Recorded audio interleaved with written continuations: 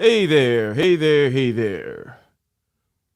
Ladies and gentlemen, welcome to this another episode of Getting Ish Done, where we continue to talk about guess what? Guess what we talk about over here? We talk about getting ish done, and we're going to be talking about a fundamental aspect of getting ish done today, which is hard work. And before we go ahead and introduce the topic, let's go ahead and bring in my distinguished my distinguished co-host, the magnificent, magnanimous, the you know, what else? What other descriptive words can we use here? The venerated, venerable, honorable Dr. Thunder, ladies and gentlemen. Thank you, sir. So, how are you doing today, Dr. Thunder? I'm doing all right. Hmm. Excellent, Yeah, excellent. That's yeah. It's just after Father's Day weekend, which was very cool. I have a 7-year-old, mhm. and and my father's been a critically important figure in my life. Um, Everything I am is because of him, Mhm. and he he taught me how to get ish done Mhm. and how not to make excuses, which is maybe the greatest gift I ever got from him. No excuses, just get it done. No excuses, just And get it done. Thank you, yeah, thank you, thank you. So, today, we're going to be starting what I hope and what we hope will be a series of conversations in this particular program, which we will be doing weekly now. Will we be doing this program weekly, Dr. Thunder?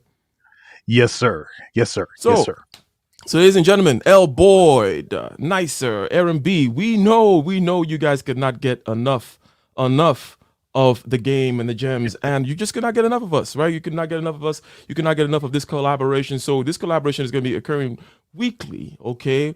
We've increased the frequency of this one, and we're going to start a series of conversations about hard work, okay? Hard work. And one thing I would like to emphasize, or I would like us to stick to this particular conversation is the sweat equity aspect of it, and this is something that you brought up behind the scenes. Okay, so let's just begin with the definition of sweat equity. I'm not going to give you some freaking read some textbook definition and so on and so forth.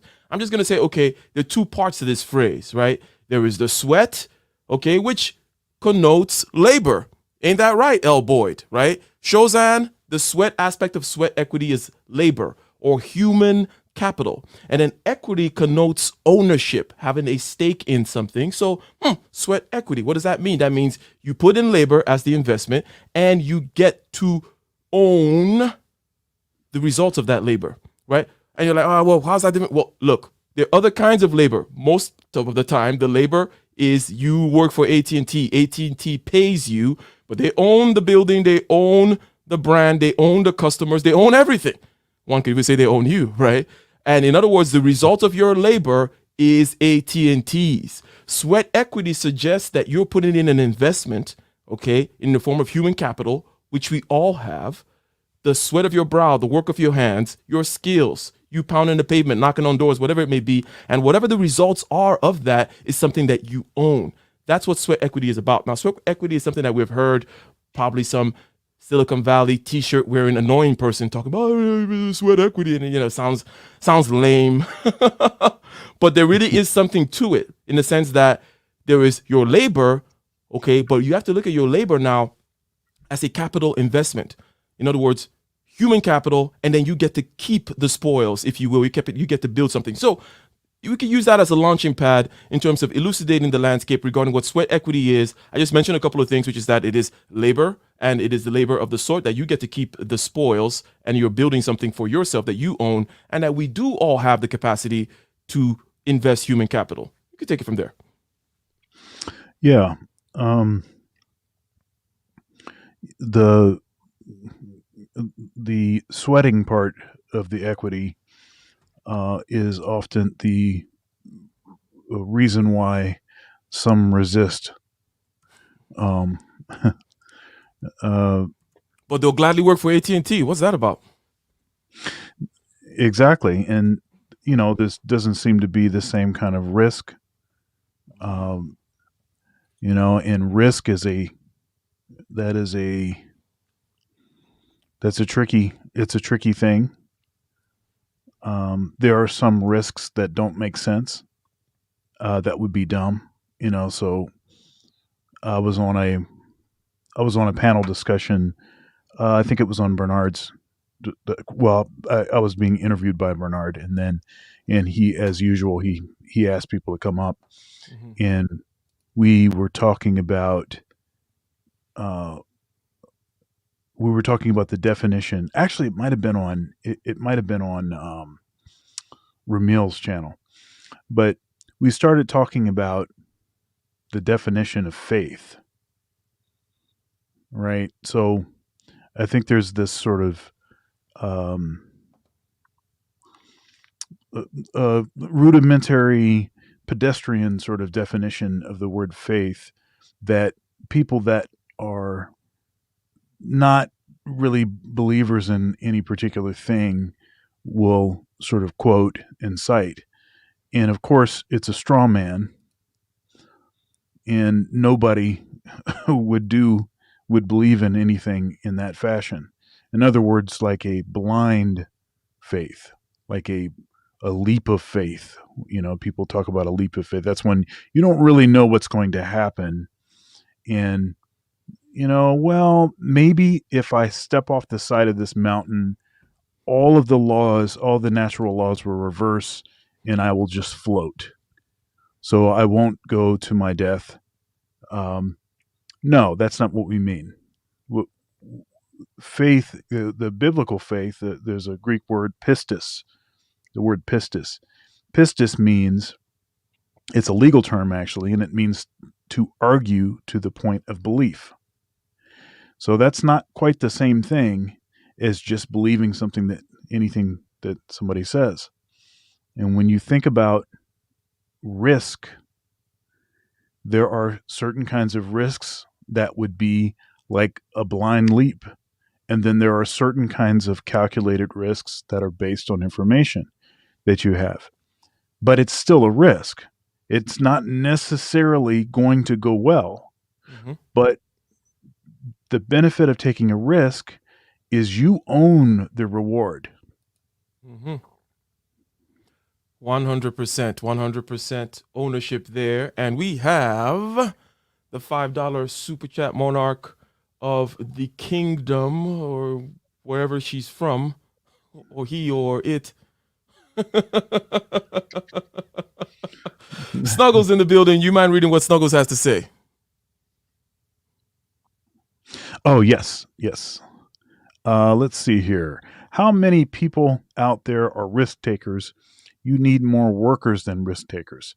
If there was more risk takers than workers, what would happen?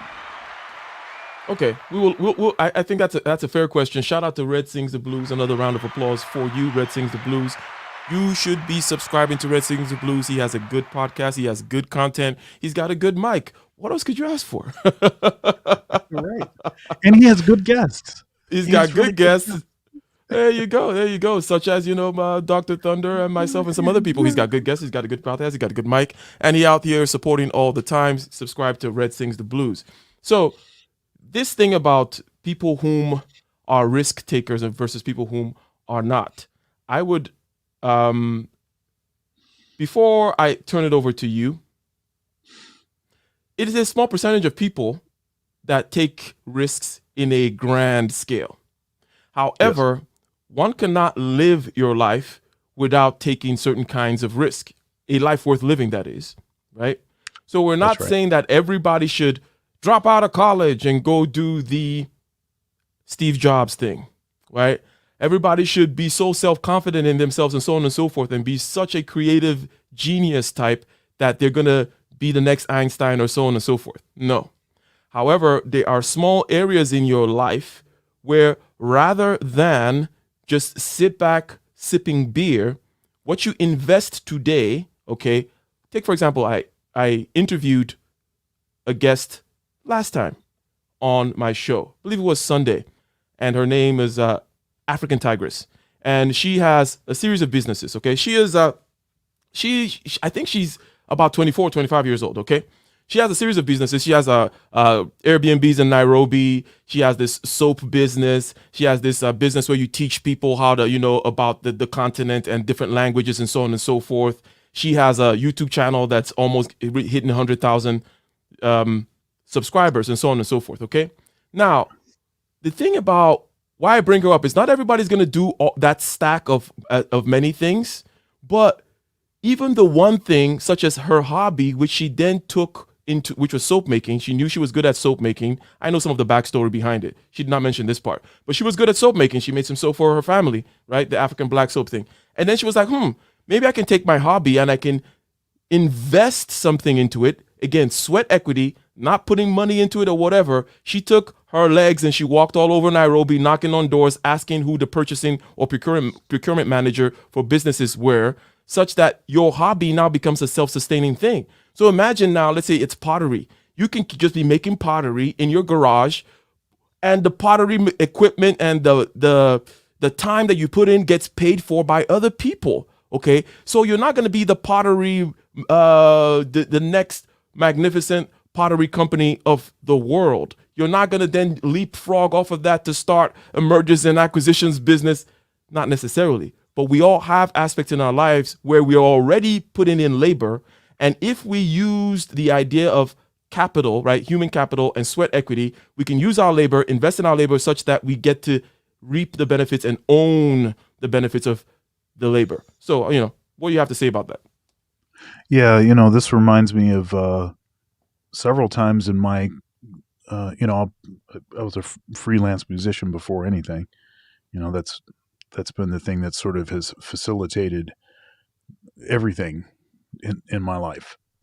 So my success doing that, it parlayed and set up a situation for me to do what I do, as a professor. And then that and other things sort of facilitated my sort of, the stuff that I'm doing online and everything else. So everything really started as a freelance musician. And there's not really anything more sort of granular, and, kind of grimy than hustling a gig.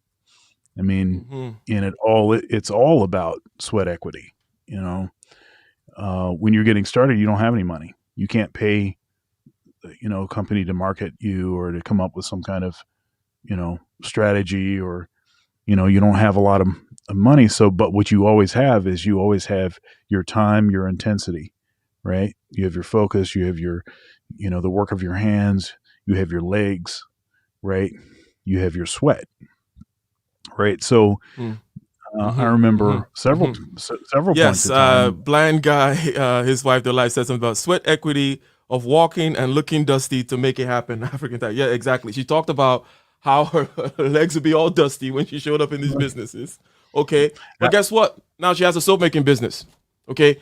What did she that's have to right. invest? Did she have to go grab $500,000? No. She used her legs and she walked That's right. around, and now she's got a soap making business. That is the That's right. idea. Now, I may want to push more on this thing that Snuggles is saying regarding, well, what would happen? Because I think we've addressed, okay, it's going to be a small percentage. And also, in terms of percentage of one's life, it does not have to be Yeah. 100% of your life that you throw in, throw all in, all the chips on the table, right? Some Right. people will just have 1% of their life that in which they're doing something, putting in the labor that they're investing so that they own the outcome. Okay. Now, Yeah. what if everyone was, let me see, I think my Bluetooth magically disconnected, so I'm going to turn on the echo cancellation thing. So Yeah. let me do that. The echo cancellation thing is off now, and let me go ahead and say this. When it comes to that thing about the population versus you, and what will happen if everyone else was a this or that, generally speaking, it's a non sequitur in terms of um, asking such questions. However, here's something that I could say. People, let's say someone like myself, for example, who believes in, let's say, people being more free with their time, people more freelancing, and so on and so forth, right? Yeah. I can start a company and I can hire people around the world, give them a certain amount of leeway to do other things that they want to do, right? While benefiting from working for me. Okay. And then, in other words, there are many different kinds of arrangements that will maximize the ability of more people to utilize their sweat equity, more people to have time for themselves to do their side hustles, if you will, right? So, number one, it's not going to be everybody and it's not going to be all of their life. But if you hire people like I do, whereby it's a situation where you get the task, you get the money when you deliver on the task, you're not clocking in, and it's something we'll talk about later. But this gives these people the ability to now do other things that they may be interested in to maximize more on on their time and their labor, as opposed to, oh well, this percentage of people are workers, so they're not going to do anything with their lives anyways. Let's just funnel them into this office and do a 9 to 5, and they're not going to do anything worthwhile with their time. That kind of an idea, right? In other words, if you give people more and more the opportunity to put in the time to get equity out of their labor, you'll be surprised what they might come up with. Is my hypothetical to the hypothetical question. Yeah. Back to the point I was making about hustling up a gig.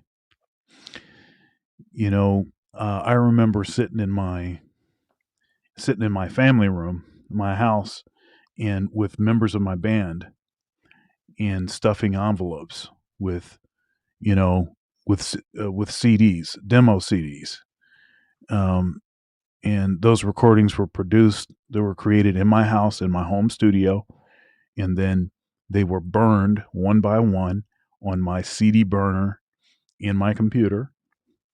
And then I went and bought jewel cases, and I got all of the addresses of all of these venues, and we stuffed envelopes and took the stuff to the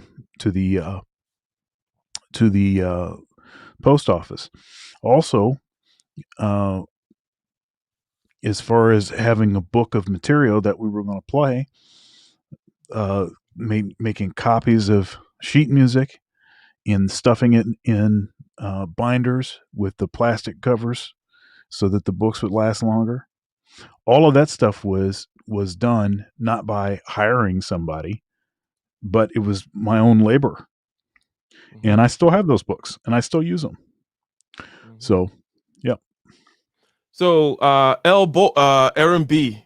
Aaron B. Aaron, I don't know if you believe what you're saying or if you're talking about the limited, kind of silly mindset of most idiots out there. But let's just say it's not you that thinks in this stupid way. And the stupid way, obviously, is, oh, well, if I train people and if I find the right kind of people whom are capable and I train them, what if they leave? Okay. What if you find the wrong kind of people and they stay? How about that? How about that, Aaron B? So it's a ridiculous thing. Flow is the key. It's not about tank. You're not trying to trap people somewhere. You want flow. And while they're there, you want to get out of them the best, even if they stay there 3 years and then they flow through. But generally speaking, when you find a lion, someone whom could be your competitor, when a what's the Microsoft guy, the sweater guy, the what's his name, starter of Bill Gates. When Bill Gates finds the other Bill, which was the CEO of his company, I forget his name now, whom can be, he's the owner of, he bought was it the Clippers he bought? Steve Ballmer. No, it's a Steve, not a Bill. When the Bill Gates finds a Steve Ballmer, okay, they're like, okay, cool. This is somebody that they need to feel important, okay? And this is not BS. I'm gonna say there's some people whom are entrepreneurs, so on and so forth. It's not a ridiculous thing for people to be like, oh well, I want to feel important. I want to feel important. Okay. So you're like, okay, this guy needs to feel important. This guy could be my competitor. Okay. Let me give him a lot of power, a lot of control. Let me allow him to be an intrapreneur, which is just a made-up word of meaning an internal entrepreneur for you. Okay. The other thing is this: I have employees. I know what it's like to have employees whom don't have the entrepreneurial mindset, who do not make decisions, who don't take steps on their own in order to get things done, who want to ask you a question over and the same question over and over and over again. People who do not think for themselves. No, it's bullshit. Let me say again. People always say, what if you find the right kind of people and you train them and then they leave and they become. I want those guys to leave and become my competitors. I want them to be super good and super sharp because there's a lot of cooperation that also happens amongst competitors, if you know what I mean. Like, Silicon Valley is a whole incestuous thing where people are jumping from one company to the other. People leave the startup and go to the next startup. You think they're not all helping each other? You think they don't call each other? You think they're busy shanking each other in the street? No, no. There's a lot. In other words, what I'm saying here is this kind of fixed mindset where, oh my God, I can't make moves in the world. I can't change things. If this person is competent and I train them and I bring them in, they're going to learn from me. They're going to run away. Oh my God, the world's going to collapse. Bravo Alpha November, as Mr. Man of Tomorrow will say, and I'm sure you can interpret what that means. So again, you're saying, what if they leave? Well, what if you find the wrong people, the lazy people, the people without entrepreneurial skills, the people who do not take the right decisions, and they stay in your company and they wreck you? That's the question for you. So anything else to add to that, Dr. Yeah, I mean, I would say to your point about competitors sort of benefiting from each other. Uh, the, uh, so we can use fast food. Fast food is a good sort of uh, analogy or whatever, an example of this. So, say for instance, if you have, I don't know, a 1 mile stretch. Well, no, that's too big. Let's make it a tenth of a mile stretch, and you have a Wendy's, you've got a Taco Bell, you've got a Burger King, you've got a McDonald's. Um, the reason that these restaurants tend to try to find places that other restaurants are, it's not as much directly because they want to siphon, they want people to choose them instead of the other. Mm-hmm. No, it's because the other restaurant is already naturally creating a certain flow.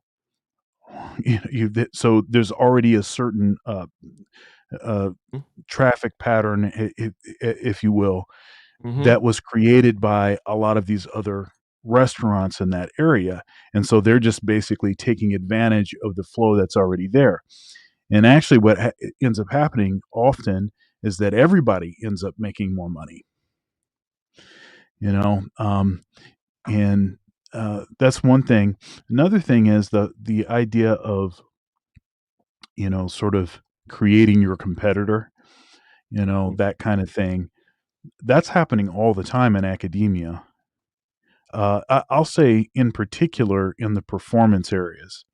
So, like in School of Music, for instance, in jazz, where uh, the jazz faculty, the applied instructors, were very much involved in the actual music industry, and so we're gigging around town, we're touring, we're doing all kinds of stuff all the time.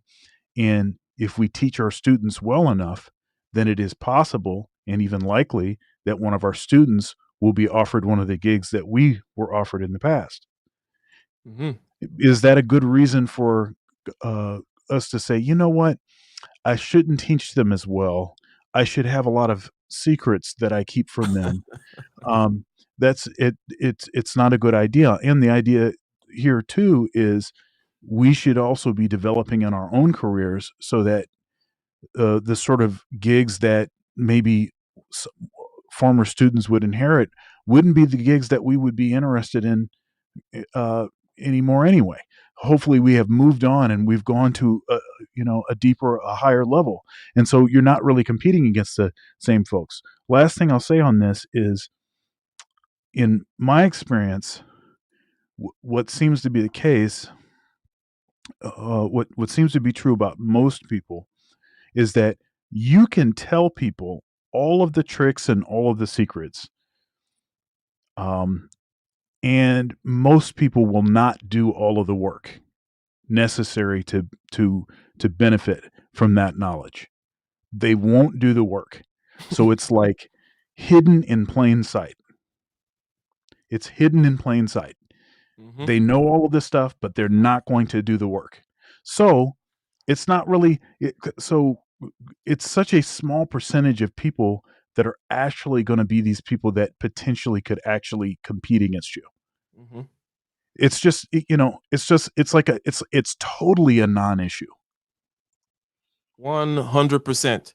And I think that we mentioned before that when it comes to the opposite of the fixed mindset, the opposite of the scarcity mindset, which, by the way, I tend to define as the fixed mindset is the mindset that looks at the world as a place where action cannot be taken, deals cannot be made, obstacles cannot be overcome. Things are fixed.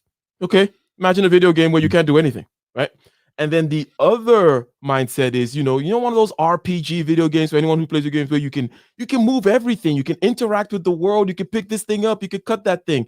That's the growth mindset. And when you have the growth mindset, which is more in tune with the reality of the world, by the way, because all the things I said Right. about the world you can do, you do have agency, right? When you have that, these questions about, oh, but what if that rock over there, then you sidestep the rock? Okay. What if this guy starts doing what I'm doing, then you do something else? Plus, another thing is this: when you have that kind of a growth mindset, when you find somebody that's actually capable of being your competitor, you meet that with joy, don't you? Right? You're like, Yes. here's that young kid. He shows a lot of promise. He shows a lot of potential. I want him to rise. I even want him to surpass me possibly at some point, right? But I'm not going to make it easy for him, right? That kind of a thing. This is the mindset of people who are actually doing things in the world as opposed to just. And again, I agree with Aaron when he said this is the mindset of most corporations because corporations are filled with people and most people are average. So we're not expecting them to, not expecting any kind of brilliance, to be coming out of from such systems. So Yeah. go ahead. Let me say one other thing that occurred to me when you were talking. You're talking about recognizing a certain thing in a protege, so to speak, and that giving you this sort of sense of fulfillment. Um, you know, that's kind of the essence of fatherhood. That's what that is. And I think about my father and how I mean, because my dad he was a great saxophone player, and he had a record company. He wrote songs. I mean, now all of this stuff was kind of the stuff he was doing on the side, but it was stuff that he obviously spent a lot of time developing. Um, and he had a recording studio in the house, and so I benefited from all of that stuff. Now, none of his other children, there's four of us, uh, none of them really embraced the music thing. But when I came along and I really embraced that, he finally felt like he could let it go, Hmm. right? He was like, okay, this is the reason that I did this. I can let this go and I will, and this is in a positive sense, because often we hear this, parents trying to live vicariously through their kids, like in a negative sort of connotation, because the parents didn't accomplish anything and they were worth nothing. And so now they're trying to live through you. No, that's not the case here. There is a positive way to do that where Mhm. you see that it's not necessary for you to continue to carry that baggage. You can let it go now because you realize now why you were carrying it all along. Mhm. Same thing. 100%, 100%. So if we retrace ourselves back to that definition that we gave, we said sweat equity, which is human capital, the labor. We all have it, right? Now, like other forms of capital, and let me know how far in we're into this, because we like to open up the panel in, towards the last, if you will, 40 minutes of the thing. Um, Yeah. so just let me know when that time comes around. There is something about capital in terms of there's something about an investment which is compounding. Okay. And this is something that people tend to forget. I remember having a conversation with somebody. Well, actually, it was my brother. Having a conversation with my brother about this thing that tends to come up with me often, where I say, people always ask me, Ike, how do you do so much stuff? And this has always been true ever since like high school or whatever. Like I've just been that guy that, in the minds of other people, Now I'm quite lazy. I don't know why they say this stuff. In the minds of other people, like you're doing 10 times more. And I was asking my brother, I don't understand. And my brother said something which just stuck with me. He said, these are people whom have not done the things that you did 6 years ago. What do I mean by that? So when you look at African tigers that I interviewed, you're like, oh my God, Airbnb's in Nairobi and she's traveling, she's in Guinea-Bissau on her own, and she's got this and she's got that. It seems like she's doing a lot. But it's because years ago, she walked those streets of Nairobi hawking the soap, right? In other words, that thing compounds. And people don't understand that the thing that you do right now, which is not a complicated thing, walking the streets of Nairobi, hawking soap, it's not complicated, right? It's not a complex equation. The thing is, people, and I never quite realized that, oh, this is what they mean. They're like, how do you have a band and a this and a that? Well, the band didn't just materialize. The songs didn't just materialize, right? It's little steps that I did years ago. How do you have an engineering company? Well, that's because 6 years or 7 years ago, right? I put some sweat equity into something. I started thinking, okay, well, how do I get a logo? What are the service places I got to go into? How do I start learning certain things? Let me get this first client, sweat equity, knock down this door, network here, try and fail, which is a huge part of the sweat equity thing, okay? Which you also mentioned, right? You mentioned learning from failures and reiterating and so on and so forth, such that fast forward 7 years from now, I mean from then, people are like, "Oh my God, you're like doing all these things," and it's like, "Oh well." The thing is, you need to start now, and people do not understand the power of compounding. This is all human beings, by the way.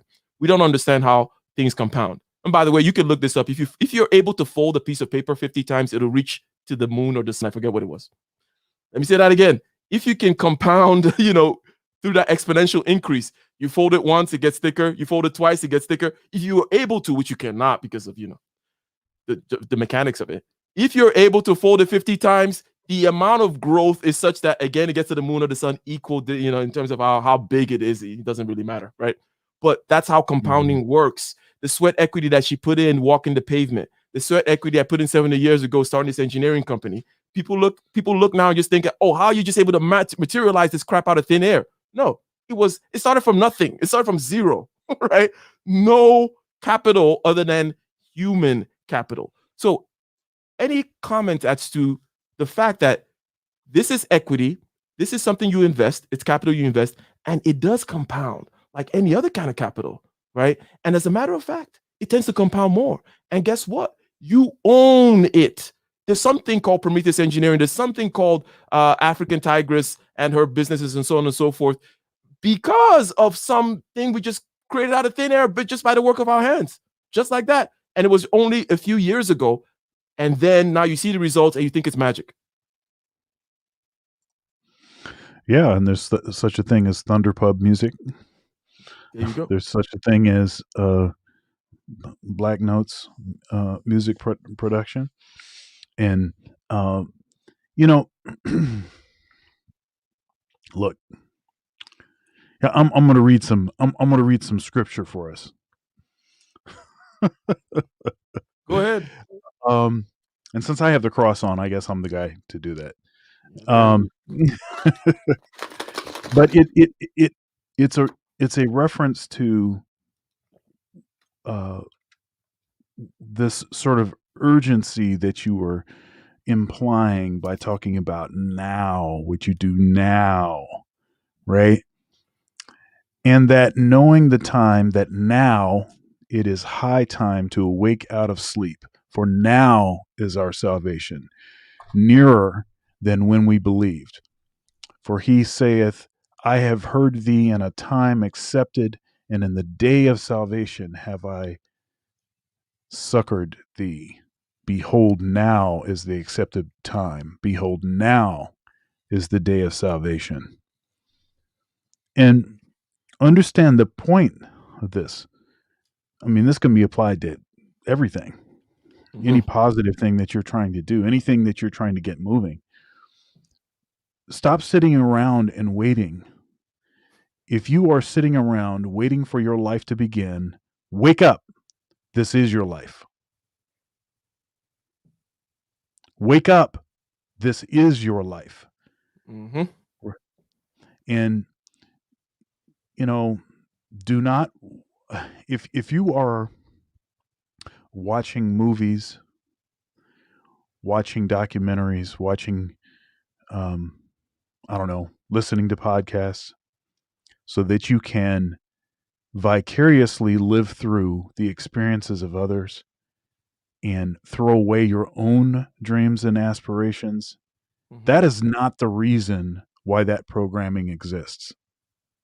It exists so that you will get off your butt and actually go do something and do it now.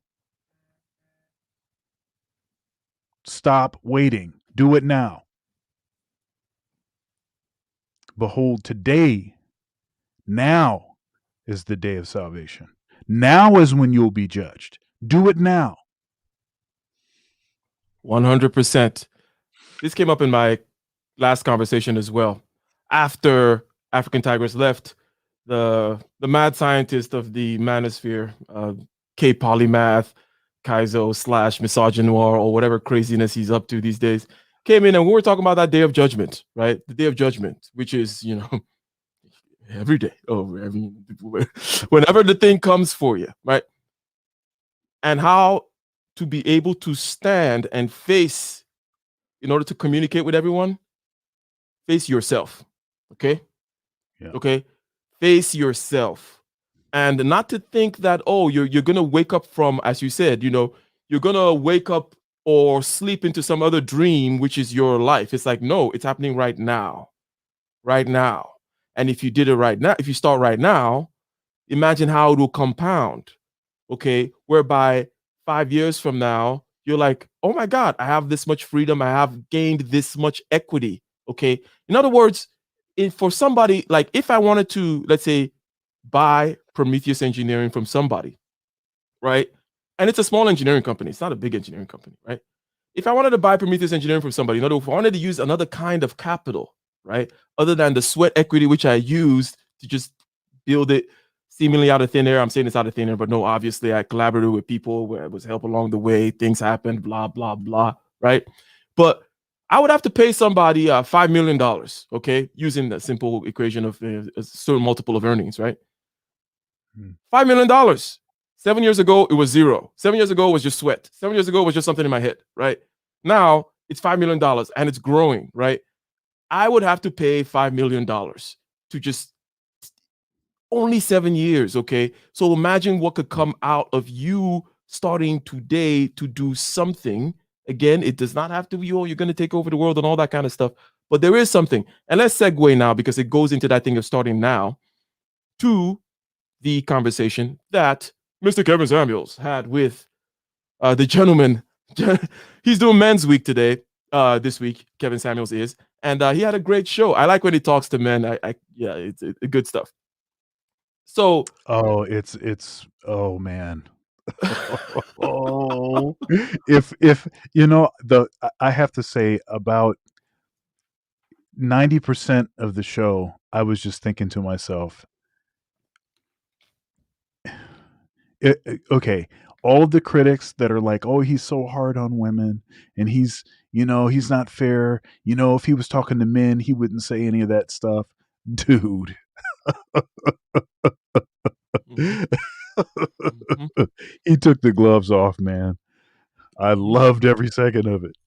Yep, good stuff. And the chat was right behind there too. We roasting all of them one by one. It was great. Now, if we were to pick on, and this gentleman, I don't know who this person is, right? The Uber Mhm. driver, that is, right? So The we're gonna musician Uber driver. the musician Uber driver. Yeah. We're not picking on him. We're using him as an avatar. We're creating the metaphysical musician Uber driver using his call, using that caricature, meaning that two-dimensional, one-dimensional view that we got of him for a few minutes on Kevin Samuel's show, and we're using it to talk about him. You get the point, right? So whoever clips this, context is 2 seconds before the context I just gave, which is taking a caricature, I'm using it to make a point. So Yeah. let me say something, and not gonna be too long winded, but I'm the more verbose of both of us. So sometimes I gotta take that privilege and go ahead and be verbose. So there's something that I recently started to understand about myself. So in terms of personalities, there's personalities have to do when you come to the MBTI stuff, the Myers Briggs personality stuff. It's about a way of absorbing the world cognitively. So it's not some kind of magical woo. So I'm what you call an INTJ. INTJs are the rarest type of person. This is not me giving a pat on whatever. You're born what you're born with, right? I'm also an albino, 6 foot tall, blah, blah, blah, blah, blah. I'm very rare in many dimensions. Not taking credit for any of it, right? So INTJs are very rare. 2% of the population are INTJs. I say this because an INTJ tends not to plan. We don't plan things. So the question that Kevin Samuels asked that guy, where do you see yourself in 10 years? Is something I always hated. I'm like, why are you asking me this question? Because, Dr. Thunder, we've talked about this kind of thing about how I tend to operate in other conversations, right? Now, this caused a lot of, now being a rare type of person in terms of how I absorb the world and how I led to all kinds of misunderstandings, people misunderstanding me, problems with relationships with women because they're like, where is the plan? I'm like, plan? What are you talking about, plan? Because for me, the plan is implicit in my actions. I just do stuff. So for me, if Kevin Samuels asked me that question 10 years ago, say, Ike, where do you see yourself in 10 years? I'll be like, I don't know, but here's what I'm doing. So I tend to always be doing something, but I'm not. It's not a plan. So I'll be like, hey, Kevin Samuels, I went back to school to get my master's in structural engineering, so that I can, and I'm also trying to get in the petrochem industry. There's a lot more money there, petrochem, petroleum.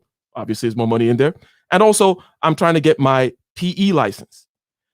I don't have the plan of I'm going to use my PE license to then start Prometheus engineering. No, I just don't think that way.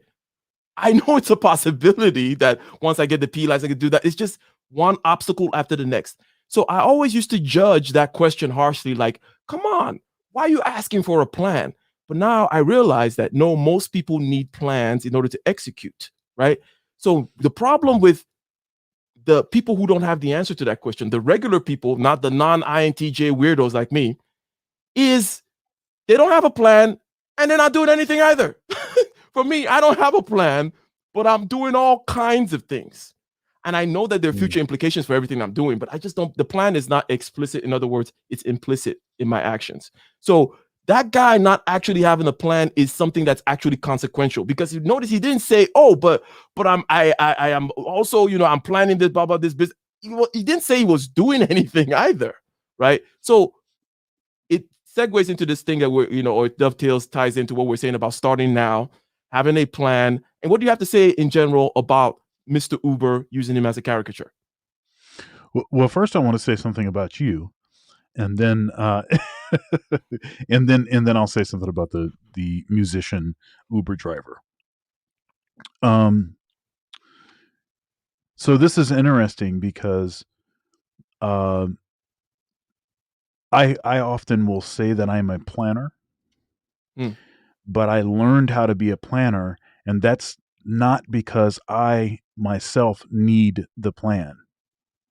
It's because other people need to see that I have a plan, Hmm.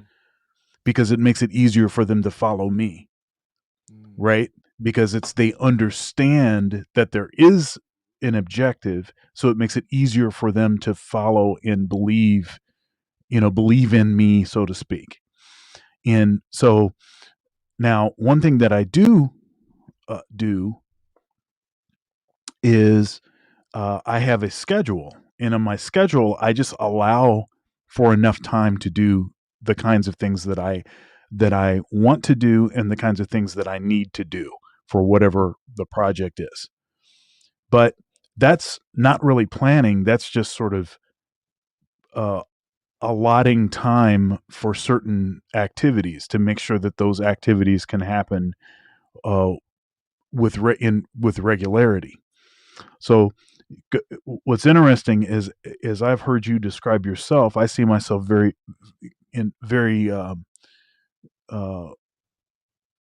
uh, very similar to that. Hmm. So okay, so that was one thing. And I think that your plan. You said that your plan is uh, what did you say? Implicit. It's not quite Right, explicit. It's implicit implicit in in the your action. actions.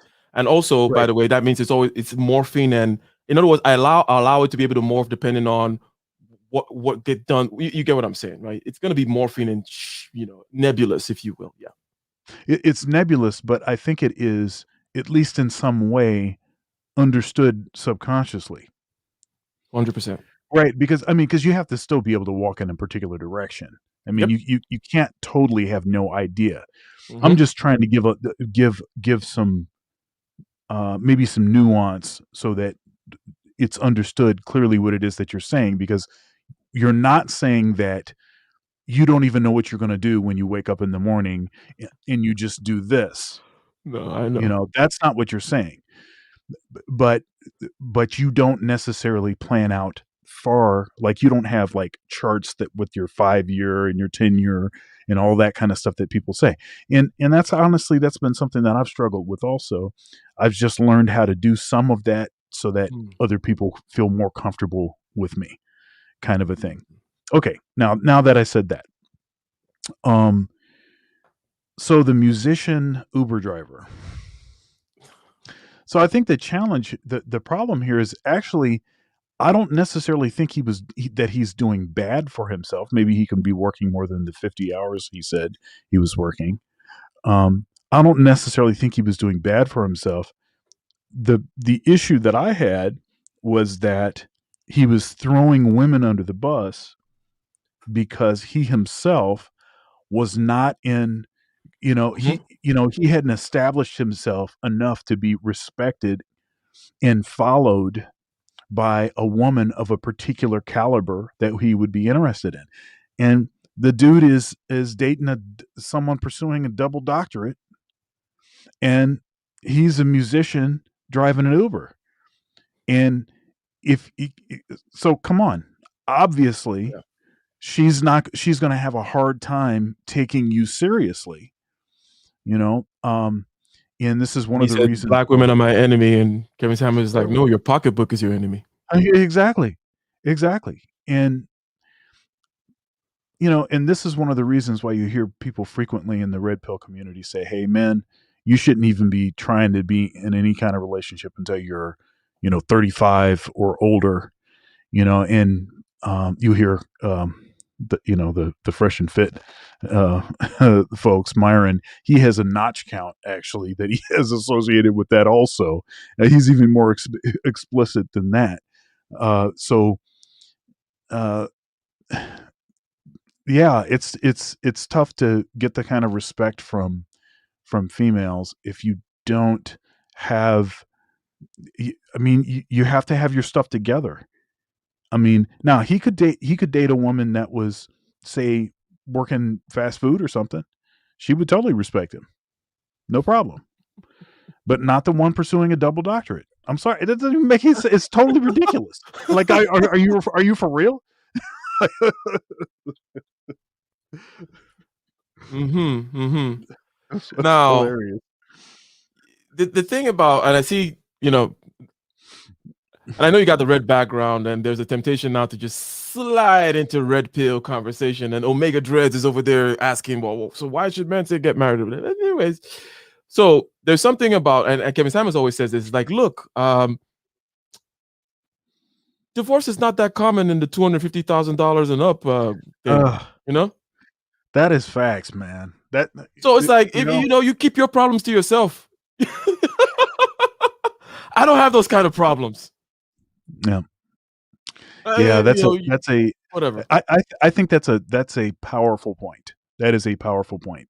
And now, of course, you're going to have the black pillars saying, well, you know, they're going to have an issue with that, with that money thing. Well, see, that just proves that they only want you for the money.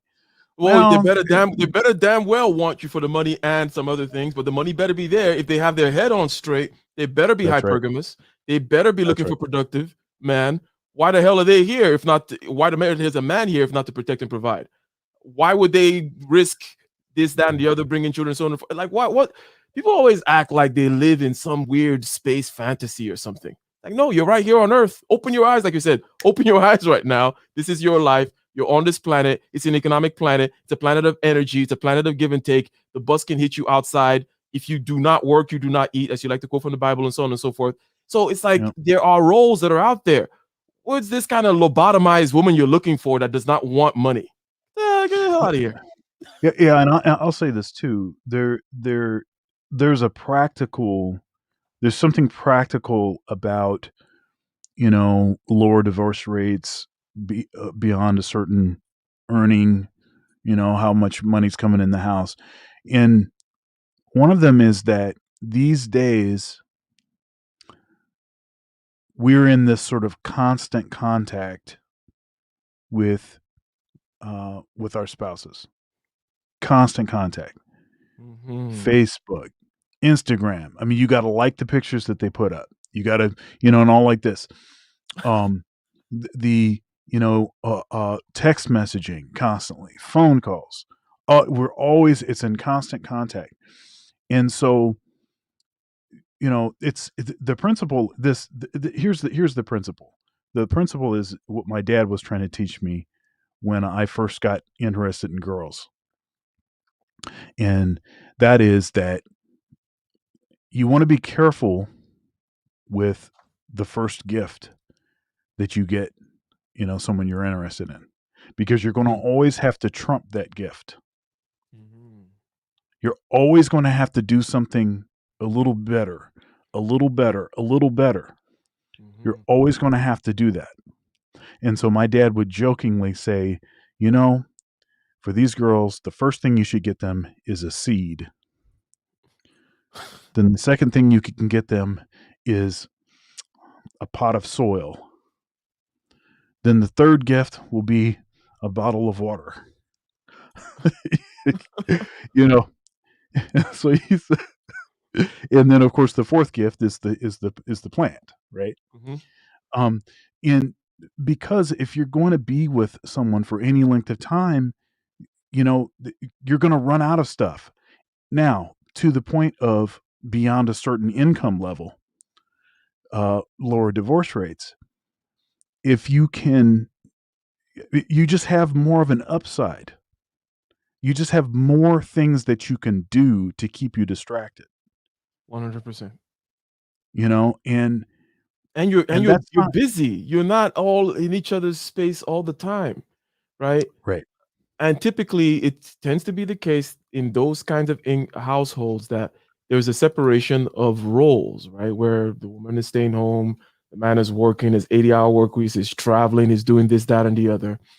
And that other thing, 100% key, what you just mentioned, and also the thing about the upping of the gifts. So, and I think we had this conversation in Vegas. It was Thunder's thoughts. Go and subscribe to Dr. Thunder's Patreon to see some of the gems that are in there, because he drops some of his live streams down, puts them in Patreon, right? So I always talking about the fact that you're going to need to be able to pull back sometimes so that you can build back up, right? Because Yeah, it needs to keep on going up typically, but really right, it's a question of difference that matters. In other words, we're right, talking about keeping a woman excited, happy, that kind of stuff. Okay, they like that change. They like experience. They want, oh, now we're struggling a little bit. Now things are a little uncertain. Oh, well, what might happen? Blah blah blah. Oh, we overcame. That kind of a thing. yeah. You know, the It's that simple linear emotional men. coaster stuff. Yeah, Women want a little bit of roller coaster in their life, and it is what yeah, it is. I didn't make up the rules. Okay, it's a personality thing. That even some men, the more feminine the man is, the more he also likes that roller coaster type of thing. Okay, yeah. men, according to the joke by Chris, whatever his last name is, right? We're gonna stay in a cardboard box if that suffices. If you can protect, provide, and breed in a cardboard box out there, that's it. We can just stay in this state of stasis and we're comfortable. Men are super comfortable with just beep straight line, right? Women want things to kind of, what have you done for me lately, or what disaster or whatever. Not to put it in a negative light, but these things need to be in your head, because you no longer live in a society where those things can be externalized. Now every man has to be some kind of strange philosopher king, weird, red pill, mystic. Spinning magical webs in order to do certain things. So, Uh, so going back to the topic, okay, of this guy needing to start something, okay, needing to put the sweat equity in. And how are we doing on time, sir? By the way, I think we should wrap it up so we can get some folks in. gotcha. I did want to clarify one thing real quick. It's actually just by becoming a member of my channel that you'll have Oh, access oh, to gotcha. those old episodes of Thunder's Thoughts. I left up the one that Ike and I did together. What was that, last week? Oh, yeah, I left that one up, but all of the other ones you have to join the channel. It's like $5 a month. gotcha. So if you got a question or comment on the topic, you can come in and you can say that as we continue the conversation. Yep. So if we were to go further with using, Mr. Uber as a caricature, so far we have said that he needs to have a plan because I now know that most people who don't have a plan are actually not doing anything. He did not say he was doing anything. All he said was, "Oh, I don't plan on being here." It's like, of course you don't want to stay there. Like that's not. People make it seem like their desires mean anything, right? So when it comes to the compounding effects, the urgency, the sense of urgency, I think you alluded to that by reading from that Bible verse. The day of salvation is today. He needs to start today because when he's 38, he will have no idea how much where he would be just because of the things that he started today. Okay. And then there is the ownership thing. Okay. Um, and the pride thing, which perhaps may give him a little bit more confidence vis-a-vis this idea of, because he was calling in with that I'm oppressed vibe, right? Ugh. The black women have always been my enemy. I was always fighting, and you Ugh. know, and it's like, what's going on with these dudes, right? When you own something, and when you have a direction, well, not even a direction, you own something because you're putting the sweat equity. Okay, you have a place that you're going, you have a plan because that's what you typically need, even if you're the person who doesn't need it, but uh, the other person, your partner, needs to see that. Me, for example, as a non-plan, much of a non-plan I am, I do have some kind of pseudo plan for the missus, right? you know, that way it's like, yeah, don't worry, there's a plan. I got the plan, but because but there is a confidence in knowing that I'm gonna get somewhere Yeah. because of where I've been before. Because 10 years Yeah. ago, or when I graduated college in like 2007, the market crashed because there was no construction, this, that, and the other. I had to bob and weave, do this, do that, get fired from here. Go. I moved back in with my mom. Okay. I was that guy. I had to move back in with my mom in 2008. And then, but was I just there? No, I was working, also getting my master's degree, blah, blah, blah, blah, blah. That kind of a thing, right? So Look, man, I was living with my grandmother in my grandmother's basement. Look, man, facts. Look, that's what it is. O'Shea was talking about how, I mean, not that many years ago, he was in the same kind of boat. Mhm, Look, you can cover a tremendous amount of ground in a short period of time if mhm, you just look. Now is the accepted time. Behold, now is the day of salvation. Not tomorrow. It's not tomorrow. It's today. It's not later on today. It's now. It's what it is. Get moving. Do something. Look, we're right. all born lazy.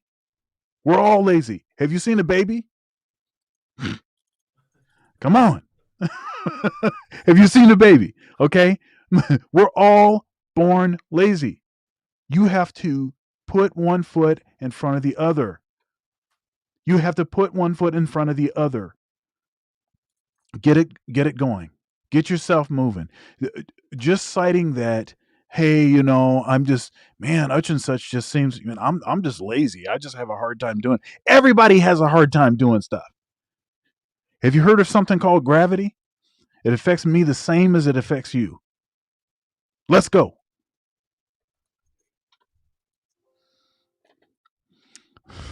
Almost had to go 5D on that. Can the audience hear Dr. Thunder? Because for some reason I can't hear him anymore. But then again, my audio has been having issues. Hmm. So Check, you check. guys It seems can let like me know. I'm Put a going one in to the chat if you can there. hear Dr. Thunder. You can hear me as well. And if it's just me Check, having check, having check. having struggles over here. However, Can you I'm hear going me? Can to, you hear assuming me? that Check, check, check. everyone can hear me. He says sounds great. Yep, can hear him. Okay. It's just me. Okay. I have problems. Can you hear me now? Mic is that, headphone is that, test. Okay. Can you say something, Can you Dr. hear me Thunder? now? Can you hear me now? The H. This is miraculous. Um, Okay. let's see. We're gonna do this magically. Okay. They can hear you. I can't hear you. I do the test on a on the StreamYard. The test, I hear the test audio, but for some reason I can't hear you. But let me Hmm. ask you a question, okay? Or let's segue into something which is Obsidian. Okay? Obsidian, Oman, as they call him. Okay? Oman, as they call him. Oman recently hit number one on Amazon for his category of book, the book of Obsidian. This goes into that thing about starting now, because you see, Oman started writing that book a while ago. And I know something about the history of the book. It contains excerpts and some other writings from his writings in the Negro Manosphere, which is O'Shea's kind of blog site, if you will. Okay. So Oman could not have foreseen. Oman did not sit one day and plan, like, you know what? You know how this book is going to be successful? Speaking to your faith thing, right? I'm going to start writing this book, okay? And then you know what's going to happen?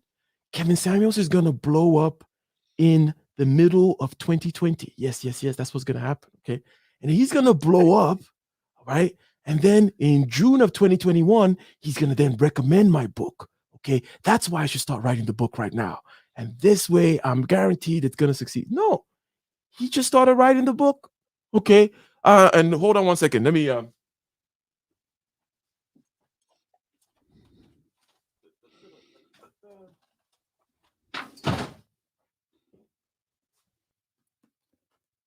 this book, right? Yes, yes, yes. Of which I have a I have a signed copy here. Okay, this book, a fairly big book, right? So he threw it all together. How many pages? Like about 500 pages worth of stuff. Okay, this takes some time. You've written a book too, compiled some stuff. You know it's hard work. You know what it Yes, takes. But the point is that I'm bringing this up here in terms of sweat equity. He put in sweat, right, to do this thing without any guarantees, without knowing that, oh, I have this special hookup. No. By the time he started writing this thing, you know, Kevin Samuels is doing his regular show, being, you know, he probably had more subscribers than Kevin Samuels when he started writing this book. Okay. There was no perfect plan. There was no way of him knowing what would have happened. But the whole idea is this: you never quite know. And even when I say it this way, it's almost like, oh, let me start doing something because at some point some magic will happen. Don't even have that in your head. You know, just do it. Just do it. And this guy right now, do you know what it takes to be number one in Amazon? Okay, that's at least 3,500 books a day. You do the math. Okay, this guy just he put in the sweat equity. He owns the book. Things, there were confluence of things such now that he is number one on Amazon for this particular period because he decided to sit down. And this is a blue collar. We know the old man, and need not go on and on about him, right? So, any comments on that, Dr. Thunder? yes. I do understand what it takes to get a book done. Um, you know, uh, my first book is called uh, "How to Improvise Over Chord Changes," and um, it's a it's a book for improvisers, and it can take you from zero to hero, and also any sort of step in between. So beginners all the way up to professionals. It's material that I taught, and that I continue to teach, uh, at the school I teach at, the improvisation sequence, also in in my applied lesson studio, and it's very systematic. And it's material that took a long time to compile. It took me with two others, well, three others collaborating with me. It took us 6.5 years to get the entire book ready to go. And again, I didn't know that it was going to be a book when I created the material that's in the book. But as I, kept moving, kept it going, uh, others actually came to me and said, "Hey, man, this stuff needs to be in a book." Um, and so that's when that process began. So congratulations to Oh Man, for that. It's a tremendous feat, and especially the topic, the subject matter in the book. It's not an easy thing to say the kinds of things that Oh Man tends to say, and to still be, you know, number one on Amazon. So congratulations to him. I have another 100%. book out. I actually have another book out too, and that's one that you actually got a couple copies of, and that is it's a compilation of hot licks. It was these improvised lines that I for 366 days in a row. Every day I did an Instagram video, and then I had all of them transcribed and then written out in all keys. And so that was a different kind of book, but it also fits that whole do something every day. Now's the day of salvation. Get it moving. I didn't know that it was going to become a book when I started doing it, but Hmm. by just continuing to move forward, you know, positive things can happen. By One thing continuing to that's move forward. definitely Go ahead. for sure is if you don't do anything, then you'll have nothing. That's definitely sure. That's a done deal. But at least if you are doing something, there is possibility. Yeah, yeah. Um, I had when I signed out and came back in, all of a sudden the audio came back, but then the video went to my 90s, 80s, 1980s movie.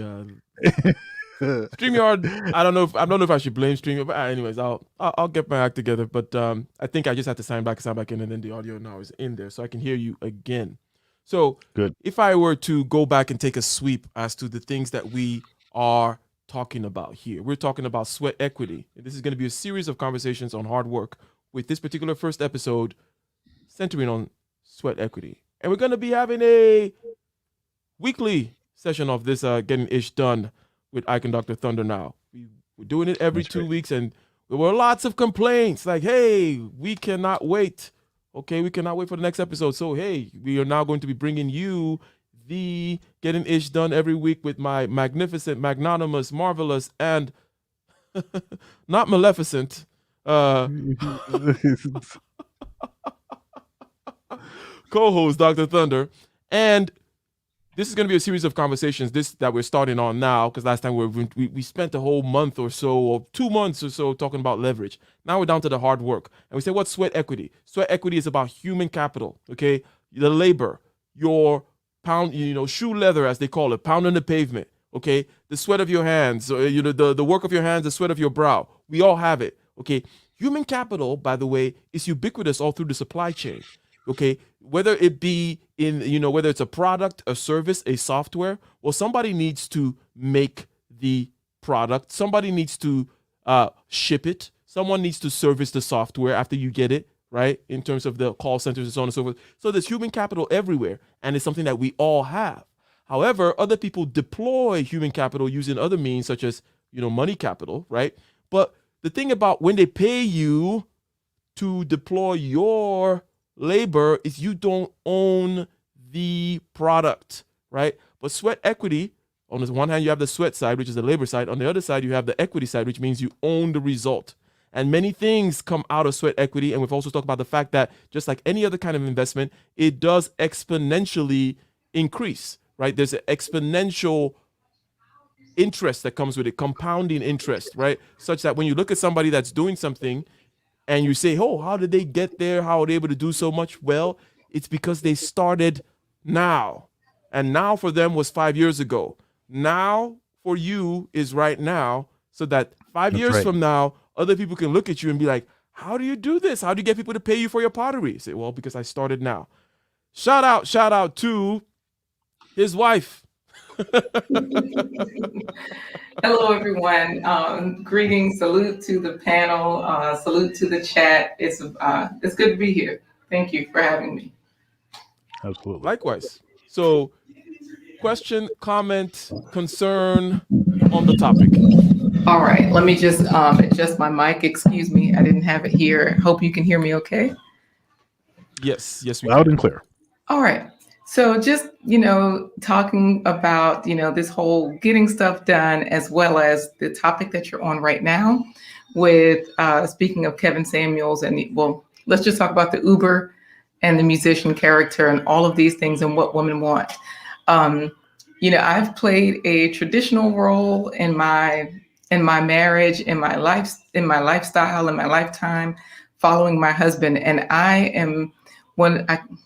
Forgive me, I cannot remember the acronym, but I feel like I'm an outlier because my husband is not a high earner. He's blind, he cannot see. And so typically with his situation, he's going to be like the person that um, he can't do certain things. It's just physically impossible, so we're realists in that respect. So that if there's a fire, yeah, he can run, he can carry people. Can he see where he's going? Absolutely not. So that being said, though, he has led us in getting things done so that in the past he was the one who would kind of take the lead and say, hey, let's create this CD. I'm a storyteller, I can talk. And so our first CD, he was all of the voices. Now, out in public, I was not saying, Corey, get yourself together because you need to tweak this and tweak that. At home, of course, I was telling him what we could do to improve it, even though it was all him. It was all him. I would take him to the studio, drop him off. He would come home and we would get the file later. We would evaluate it. I would give my opinion because I knew it involved me, but I was also taking his lead. So it's one of those things where we work together. And yeah, I want money, I want fame. Everybody does, but like like you said, also all women want that. But realistically, I've had a lot of good things and plenty of great things in this life as well, getting things done so that rather than just waiting and hoping that somebody else is just going to make it happen or, they're going to keep that wheel cranking. No, when he gets lazy, I get on him. When I get lazy, he gets on me. We're a team. We work together and, we get things done. And the fact of the matter is you do get things better done with other people, whether it's like you like to say, Ike, whether it's, transactional or just whether it's long-term relationships, getting things done, you need people, and you also need to do something. Dr. Thunder, you said this a lot. Do something. You said this a lot tonight and do it now. Yeah. Mm-hmm. That's very sound advice when it comes to, for example, that whole thing of not correcting people, someone in particular, that you are in an intimate relationship with in public, especially the person who's supposed to be leading your team or whatever. Any kind of team where you don't undermine the authority of the leader in public. It's because you're undermining yourself, right? If you want to put it from a selfish perspective, right? Now, there are other reasons why you shouldn't do that, but you're undermining yourself because you're in that team. Why are you there? Okay. If what kind of thing is it? Anyway, so, and then you mentioned the working together, and I will pass this over to you, Dr. Thunder, but this dovetails with something that we talked about when it comes to the work in itself being valuable, perhaps even more so than the actual the externalities, the things that are out there that you may get from the work. In other words, earning is more important than winning the lottery, for example. It's like because it's about the person that you become. It's about the bonds that you form. If it's a case of a team, for example, and that's where happiness lies. Happiness is not, as we know, in $1,000 suits, $1,000 dinners, and $10,000 cameras, and that's like those. We're adults. Those things are not what make us happy. Happiness tends to be in the experience, in the memories of the experience, and the things that forge your soul, which again tend to be in work. Ain't that right, Dr. Thunder? Absolutely, and I might even use a different word, um, because our culture, we use a lot of, I'm not happy, or this happiness, or I'm trying to pursue this happiness, or whatever. The fact is that happiness is flimsy, right? All it takes to change happiness is for something else to happen, right? And then the happiness will dissipate.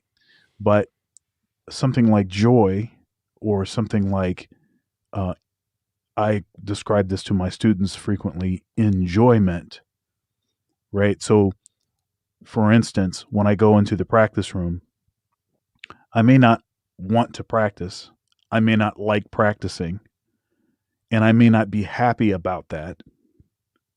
However, I have learned to enjoy the process, right? And so I realize and recognize that there will be discomfort for a time, but the progress and the results that I get from being willing to endure that discomfort are going to leave me and put me in a better position than I was when I began. And so you can love the process, you can enjoy the process without necessarily having to be happy all the time. You don't have to be happy all the time. It's okay not to be happy. But this deeper sense of purpose and meaning that is achieved by successively, uh, you know, walking through these processes, each day, working on something each day, improving yourself each day, you know, that's what is going to deliver, this intense sense of meaning and purpose that will easily be able to overcome any temporary sense of unhappiness. Hmm.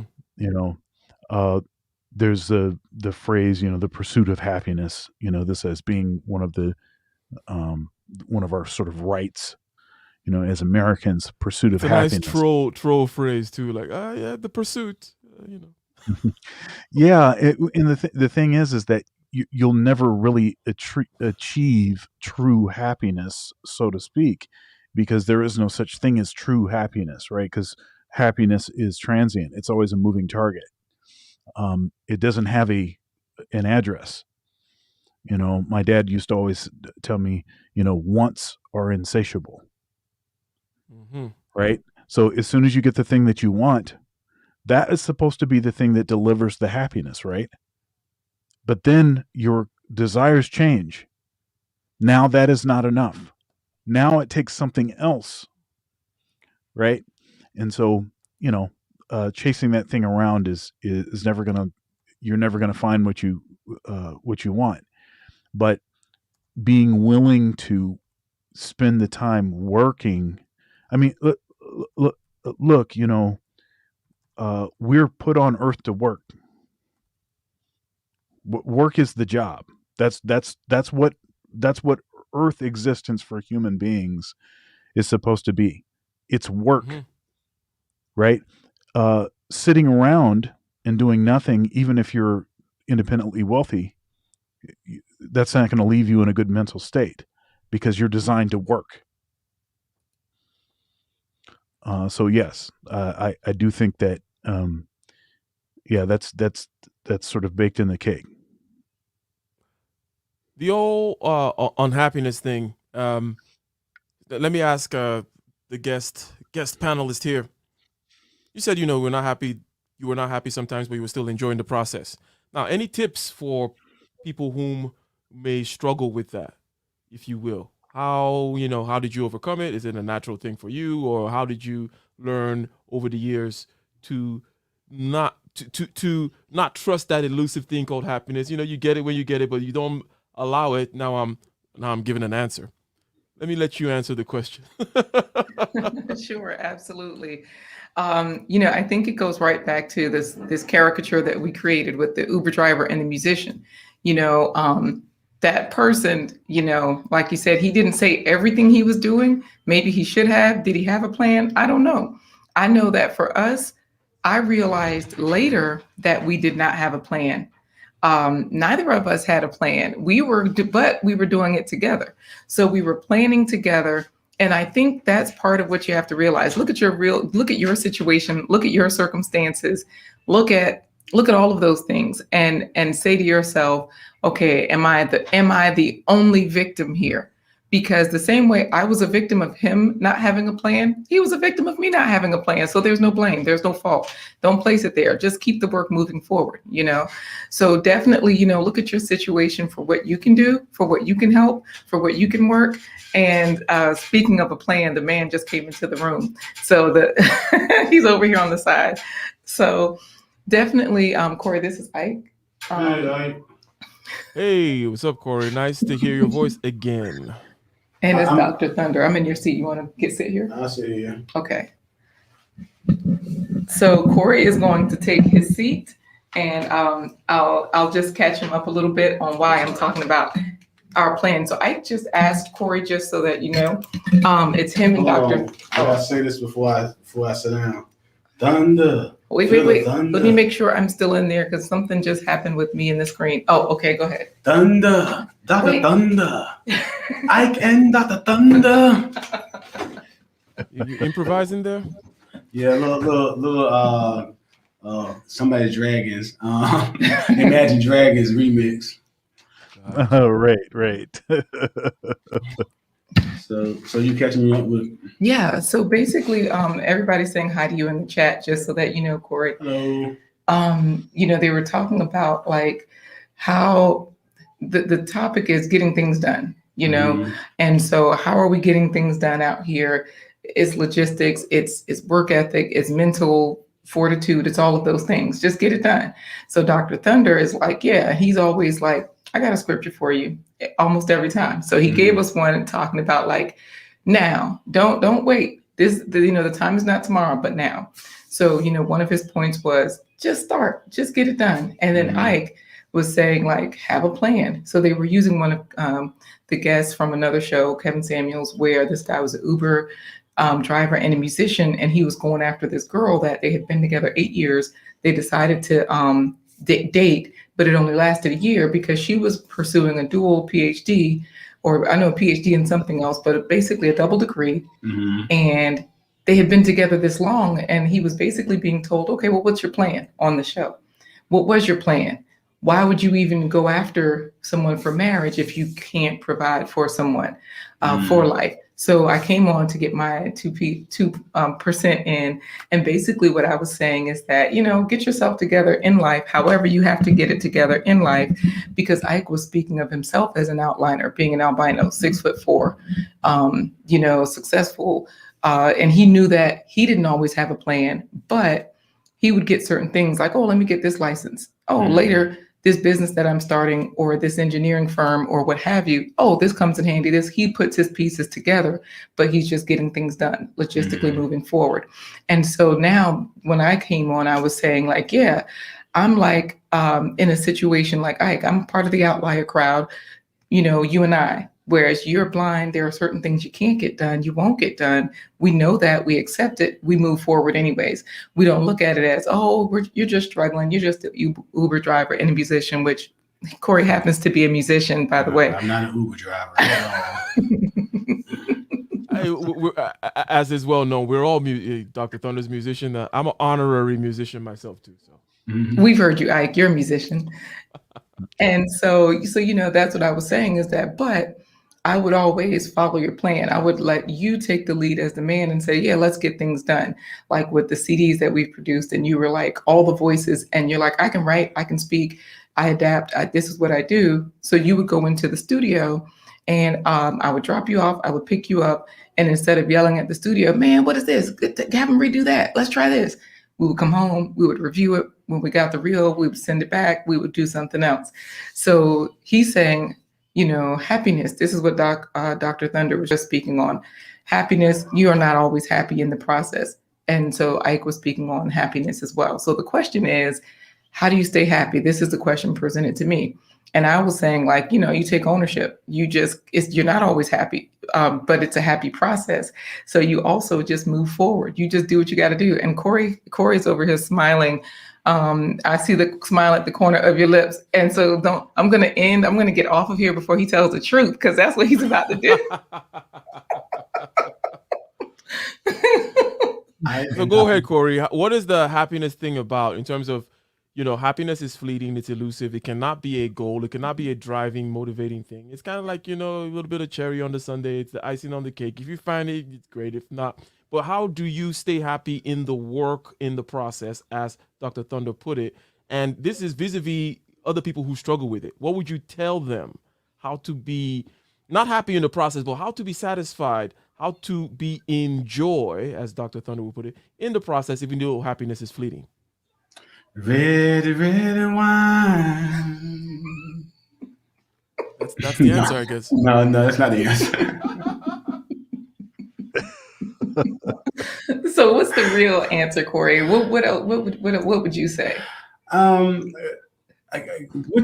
think what you have to learn to do is just you have to find a way to enjoy the process, find the things that you like and enjoy doing in whatever you're doing, and realize that at the end there's an end goal, there's something you're trying to get accomplished. And like I said, I learned a lot. I played a lot of sports when I was in school, and this is before I lost my sight. And I didn't always get along with my teammates, didn't always get along with the coaches, but I loved the game and I loved the results of the game. I didn't like working out in the gym, never liked working out in the gym, but I liked the results and I enjoyed the results that I got. So constantly, when I went to college, I was totally blind, could not stand the study and the research and taking notes and going to class, but I was looking forward to the end result, which was getting the degree and accomplishing that end goal. So just staying focused on the end goal always was a way. Once I got knowing that there's steps in the process, once I got past one step, to be able to look back and say, hey, I conquered that particular thing, yay me. Now let's go forward to the next challenge. That part was always, the way I approached it, and staying happy. And as far as us working together and doing things together as a couple, it's always been more or less just realizing, even despite the tough times, the hard times, like I said, happiness is fleeting. But what happens is, you're gonna have those moments where you're like, and you're at each other's throats. But at the end of the day, you realize that the good times definitely outweigh, and it's cliche to say, but the good times definitely outweigh the bad times, the bad experiences, the tough experiences. And the way I personally look at it is, a lot of people disagree with me but I feel like I've been through the worst I could ever been through. I could have ever been through when I lost my sight. Woke up one morning in the hospital, could see, next morning couldn't see a thing. And so I feel like that's the worst position I could have ever been in life. So everything else that I experienced, it's tough, it's uncomfortable, I don't like it. I might get down for a moment, but then I got to try to pick myself up again, realizing that I'll probably fall down again, but I got to get up. And once I overcome that hurdle, the end goal is going to be, there's a CD that's produced, there's a play script that's been produced, there's a training film that's been produced, there's something that's been produced to help the family move forward and to experience some other happy moments, whether it's just some downtime with the kids or going on a vacation somewhere, or just realizing that we all put in some effort, put in some work. Because I think the greatest joy for me is when we finish a production with our children involved, or do a show with our children involved, at the end of the day, we always have those moments we can sit back and review and say, y'all did a good job. We did a good job. And this is some funny moments. These are some of the challenging moments. But at the end of the day, the audience enjoyed what was put before them. And so we did our thing. We did a good job. So it's just finding happiness in those tough moments is always just focusing on where we're trying to get to, what's the end goal. And once we get there, sit back and relax and watch everybody enjoy the fruits of our labor. So I hope I answered your question. Yeah, something occurred to me as you were talking, man, and that's a powerful story, man, in testimony. There's a scripture, part of it goes, "Weeping may endure for a night, but joy comes in the morning."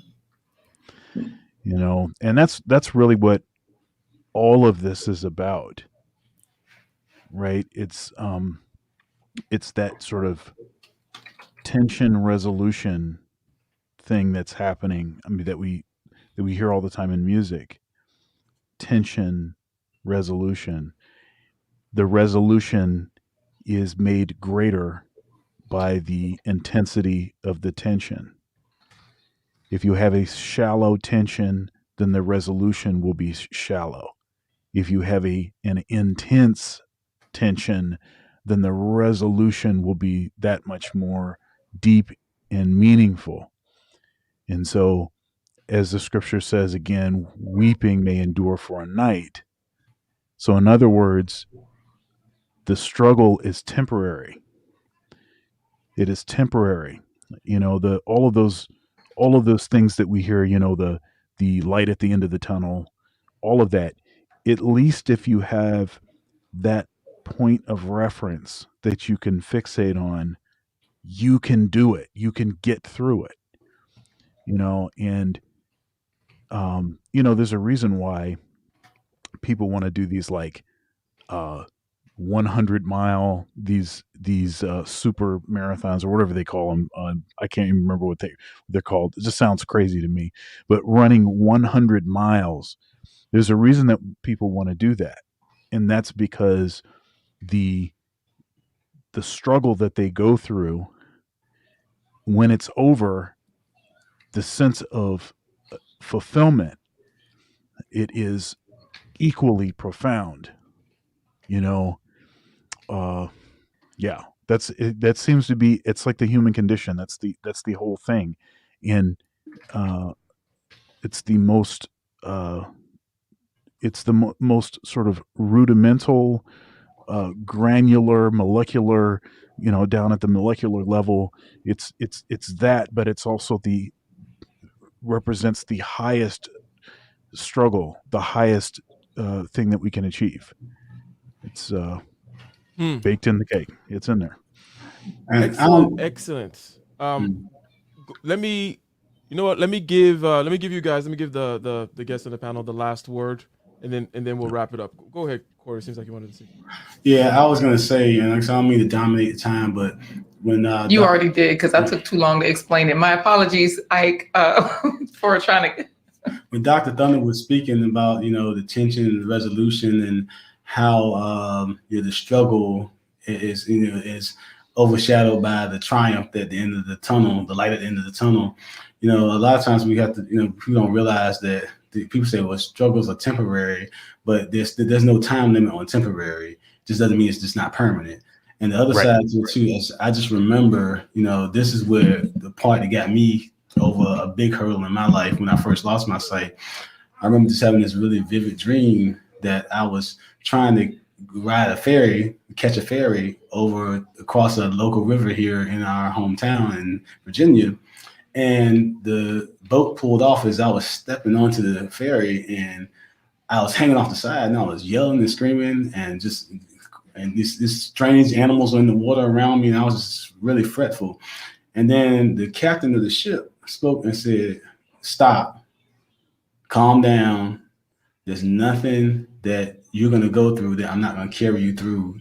And when you get to the other side, people won't believe your story." And in the same dream, I did get off on the other side, and I was meeting friends and family members for a big gathering. And I told them what had happened, and they wouldn't believe me because I was totally dry. And when I woke up from that dream, that just resonated with me that, okay, like you said, this is a temporary situation. You're not going to like it. It's not, I'm not giving you a definite time frame of when this is going to be over. But when you come out on the other side, it's going to be so spectacular, and it's going to be that, but you're going to have that kind of impact. And so in my worst moments, those are the type of things I hold on to when I feel like I'm really just going through. And I mean, going through. I can see you looking at me. I'm just stretching. No, I just hold on to those things, those dreams and those aspirations. Like I said, and I know that God, the Creator, that the Supreme Being, whatever you want to call Him, then Or her. That's who spoke. That's who's speaking to me then, and continues to speak to me now. To say, in my worst times, there's nothing that you're going to go through that I'm not going to carry you through. So, and not to say that I'm just going to just sit there, ooh, and get carried along for the ride. I have to do some things, but it lets me know that there's something great out there for me to do, and I just hang my hat on that. That's how I was able to get to. That's why I was able to achieve the things I have achieved, and that's why I hope to achieve more as we move along. Yeah. Thank you for having us tonight. Thank you. Thank you are for welcome, and it's always sharing. a pleasure. Yeah, thank you for sharing. That was rather inspirational, insightful, and so on and so forth. And also, your summary was pretty good. You had, you were able to dissect through from the beginning and so on and so forth. So I think it was a worthwhile little summary of the conversation, which is beneficial regardless, to those people who are listening. So no problem, no problem. Always welcome. And I've dropped their link in the chat, ladies and gentlemen. Go ahead and subscribe to Blind Guy, his wife, their life. Okay. Thank you.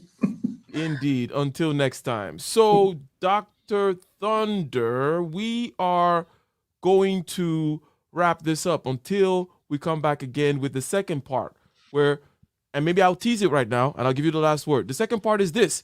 People say, hey, Dr. Thunder, how about if I want to work smart? And I say, hey, is working smart easy? And we're going to find out, okay? This dichotomy, let me show my hand here. I think it's a false dichotomy. Work hard, work smart. It's like, oh, work smart is not hard work. Get the hell out of here. You cannot escape the difficulty of it. Okay, even if you're saying use your head, thinking is not okay.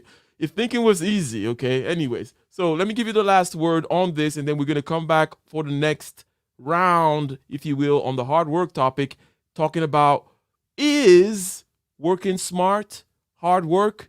Is working smart hard work? Go ahead, Dr. Thunder, take us out. Again, I'm gonna quote that scripture I did earlier, and that knowing the time that now it is high time to wake out of sleep. It is high time to awake out of sleep, for now is our salvation nearer than when we believed. For he said, I have heard thee in a time accepted, and in the day of salvation have I succored thee. Behold, now is the accepted time. Behold, now is the day of salvation. You got to get to it now. Not tomorrow, not later on today. Now. Do something now. Do something now. If you don't do anything, then you'll have nothing. If you at least do something, then you can at least build on that thing that you've done. Now. Do it now. That's my final word. Indeed, indeed. Until next time, we shall see you. And on my channel, anything you want to say about what's going on? What else is going on your channel this week, sir? Oh yeah, sure. I've got a show tomorrow, Thunder's Thoughts, and Dr. Doug is coming back on. That show is live at 4:15 p.m. Eastern Standard Time. And we're going to be talking about the 2 to 3 times better to get the same gig. And this is something that Black folks, Black men in particular, have struggled with. over the years, I have just embraced it and just taken it as this is what it is. This is what the deal is going to be. This is the game on. Mm-hmm. So, hey, you going to make it harder? Fine. I'm still going to get it. So that's been my approach. But I have a particular thought process on that in particular skills that I think are really important to develop. And so, yeah, so that's what the show is going to be about. So on my channel, Thunder's Thoughts 415, live at 4:15 p.m. Eastern Standard Time. It'll be tomorrow. That's Wednesday. And also, earlier today, I interviewed the president of Ohio State University on my conversations with Dr. Thunder. It was a terrific, terrific interview. It's on my channel right now. Went live at around 5:30 Eastern Standard Time earlier today, and so please go and watch that interview. I think you'll enjoy that. That's going to be the last interview I do until the end of August. So I'm going to be on a break. I will be posting some clips, shorter clips of interviews, and I'll be doing obviously the show with Ike. I'll also be doing my Thunder's Thoughts each week, and I've got a number of other things that are coming. The last thing I want to say is, and this is my shameless plugging time, is I've got this series of videos, Leveling Up with Dr. Thunder, good videos on productivity, setting goals, organization, discipline, networking, and more. And I am, there's a productivity. I have a productivity link on my website. If you go to my website, www.drthundermusic.com, there's a productivity link right on the first page, and that's when you can sign up for a consultation if you'd like to talk further or get deeper in any of those topics. So there it is. There it is. And as for me, tomorrow I'll be live with Joan. We'll be doing a review of another piece of content from popular culture. And then on Thursday, I'll have the lead attorney. Ladies and gentlemen, the lead attorney, we will be doing an interview. We'll be having a conversation with the lead attorney. So tomorrow, the review with Joan. And then the lead attorney. And we shall continue. We shall see you next time. Sweat equity. Use your labor, get the benefits, have equity in the rewards, and do it right now. Do it right now, ladies and gentlemen. We're out.